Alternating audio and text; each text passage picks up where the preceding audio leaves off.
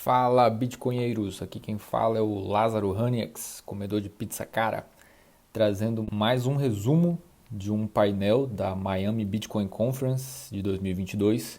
Nesse projeto com o Bitcoin Explica, para trazer para os bitcoinheiros, plebes brasileiros, os resumos em português do que foi falado nas palestras e nos painéis. Bom, o título desse painel é Você é o carbono que eles querem reduzir. Então, quem participou? Nick Carter, é um plebe bastante influente no Twitter, né? Ele sabe bastante a respeito de questões de mineração, de gasto energético. O Darren Feinstein e a Amanda Fabiano, que são ligados à indústria de mineração. E o Stephen Barbour, que também é influente no Twitter e fala bastante a respeito de mineração caseira. E esse painel foi moderado pela Mackenzie Cigalos. Um dos principais objetivos do painel foi trazer mais informações a respeito dessas questões que envolvem a mineração. Existe muita informação equivocada a respeito da mineração, né, que é um dos lados mais mal interpretados do ecossistema do Bitcoin.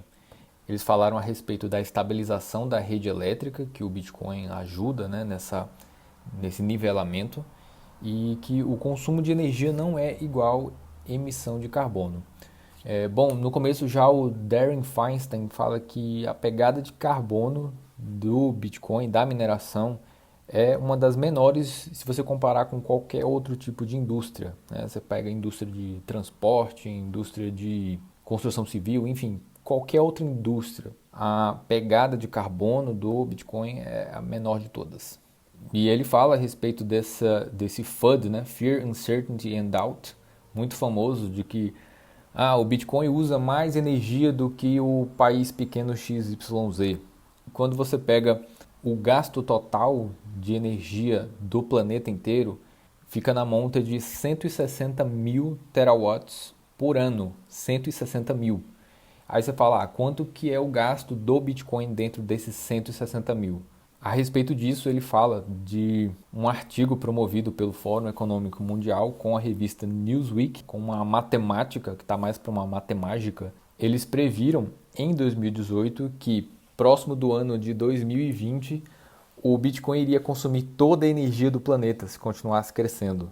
Então são eco-histéricos dizendo que o Bitcoin vai acabar com tudo, vai ferver os oceanos.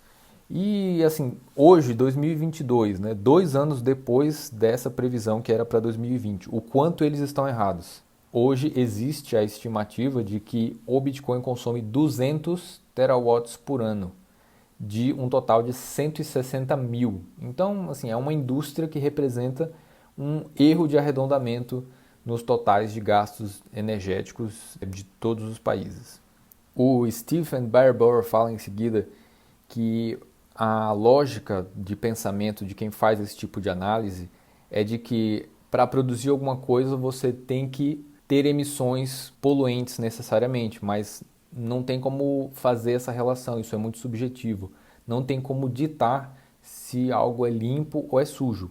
Se alguém está gastando energia para produzir algo, é porque alguém dá valor a esse produto e não tem como fazer um julgamento se isso é bom ou se isso é ruim. A Amanda Fabiano fala em seguida que se a gente for fazer julgamentos em relação ao uso de energia, a gente vai começar a entrar em conceitos bem distorcidos. Então ela diz que estamos usando energia para a produção da melhor forma de dinheiro forte. E ela finaliza, eu acho que esse é um bom uso para a energia. Em seguida, a moderadora pergunta como que funciona essa questão de que os mineradores estão protegendo a rede elétrica. Entra o Nick Carter dizendo que a mineração é um processo industrial. De um lado entra energia e do outro sai hash e, por consequência, Bitcoin. Assim como, por exemplo, a indústria do alumínio, a indústria do aço.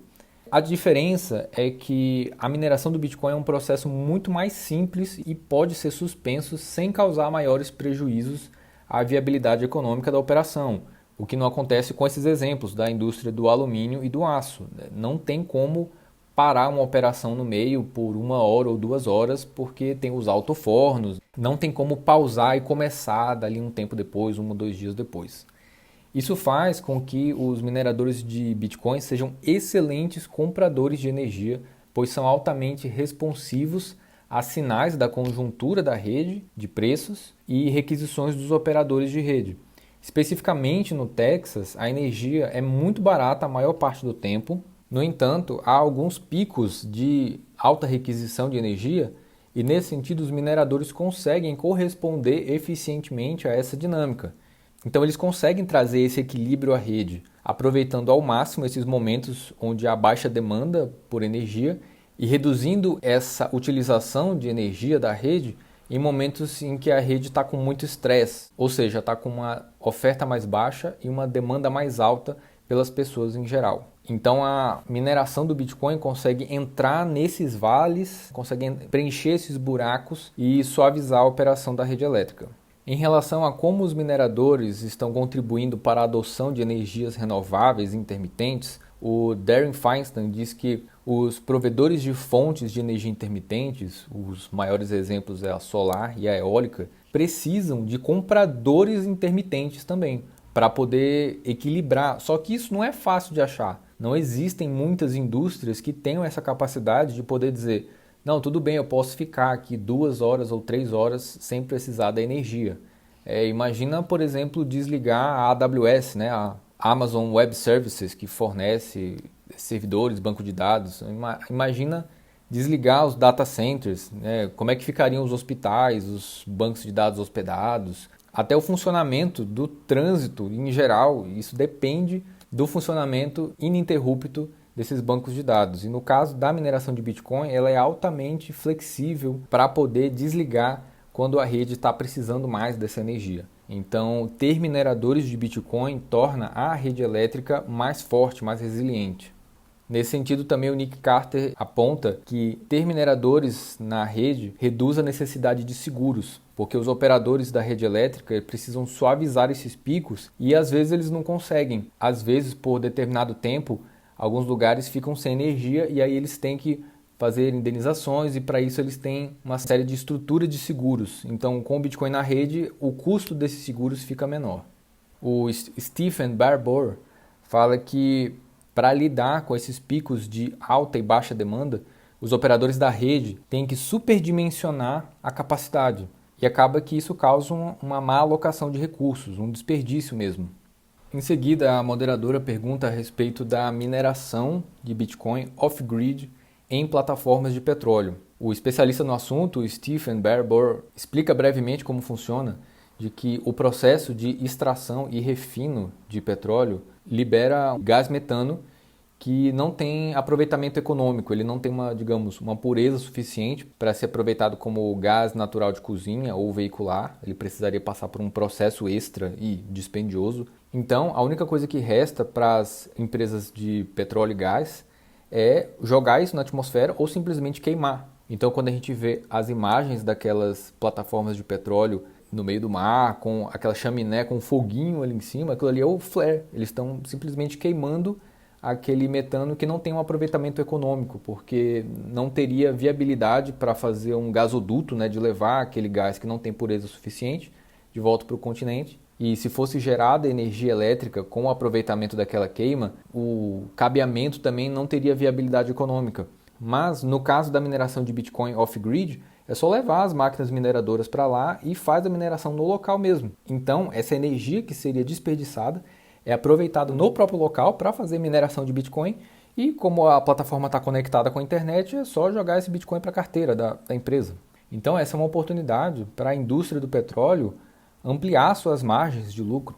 Só que ele fala o seguinte: como o preço do petróleo no momento ainda está alto, então os boards, né, de direção das empresas com quem ele fala, às vezes dão risada, falam: isso aí é um retorno muito baixo para a gente, né, começar a mexer com isso, se interessar, gastar o nosso tempo, o nosso recurso para poder mexer com isso. Então é uma coisa que ainda está incipiente, mas tem um potencial muito grande.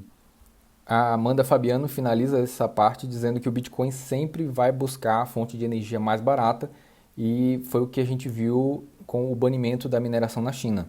Os mineradores saíram da China e foram buscar, onde é que tem energia barata aí? Então foram para o Cazaquistão, foram para a Islândia, uma parte foi para a Rússia e uma boa parte também foi para os Estados Unidos. Em seguida, a entrevistadora fala a respeito dessa migração dos mineradores, né, que saíram da China, que por volta de 75% da mineração era concentrada na China. E quais seriam as desvantagens de ter uma concentração muito grande? Hoje não existe essa concentração desse nível, mas quais são os pontos negativos de ter uma concentração assim? E o Stephen Barbour explica que o processo de descentralização é uma resposta à censura. E nesse sentido a gente consegue observar duas forças opostas, uma de centralização e uma outra de descentralização de hash. Ele diz que a impressão de dinheiro, por exemplo, é uma força centralizadora, porque com taxas de juros artificialmente baixas, conseguem-se condições mais facilitadas para manter e iniciar operações de mineração. Por outro lado, regulações têm um efeito centrífugo de repelir negócios de mineração para jurisdições mais livres. Então, o que se observou na China foi uma força muito forte de regulação, com proibição mesmo, e aconteceu esse processo de descentralização. E isso vai se equilibrando ao longo do tempo. Retornando à questão do problema, entre aspas, da pegada de carbono da mineração do Bitcoin, a Amanda Fabiano diz, olha, a gente já está de saco cheio dessa narrativa. Sim, utilizamos energia, mas a maior fatia da energia que é utilizada no Bitcoin é limpa. Nisso entra o Stephen Barbour e fala, os mineradores deveriam parar de ficar pedindo desculpas pelas emissões de carbono, ainda que baixas, e começar a fazer relatórios de imprensa com todos os pontos positivos da mineração, como a criação de empregos, o fortalecimento da rede elétrica, o emprego mais eficiente de capital. E nisso o Darren Feinstein diz, temos um grande problema de marketing, porque as forças contrárias à mineração estão unidas e são boas de narrativa. E, por outro lado, a indústria da mineração de Bitcoin é difusa, cada um está focado na sua própria operação, e daí surgiu a iniciativa de criar um conselho de mineração que faz relatórios trimestrais numa tentativa de centralizar esse discurso. Ele cita Michael Saylor dizendo que podemos ser descentralizados, mas não precisamos ser desorganizados. Nas considerações finais, a Amanda Fabiano fala que gosta do aspecto da mineração, de que não existe só um caminho, não existe um tamanho, uma forma em que todo mundo tem que se encaixar nela. Existe a mineração on-grid, existe a mineração off-grid e existe a mineração caseira feita por plebes, agora que está começando. O Nick Carter finaliza com algumas previsões. Ele diz que todas as nações que têm muito petróleo, são exportadoras de petróleo, terão operações nacionalizadas de mineração de Bitcoin. E finaliza dizendo que todas as empresas de geração de energia elétrica serão também mineradoras de Bitcoin como parte do business. Bom, pessoal, então era isso. Espero que tenham gostado da cobertura. Se gostaram, deixa aí o like. Não se esqueça de inscrever no canal Explica Bitcoin e colocar aí nos comentários o que você achou desse painel. Um grande abraço e até a próxima!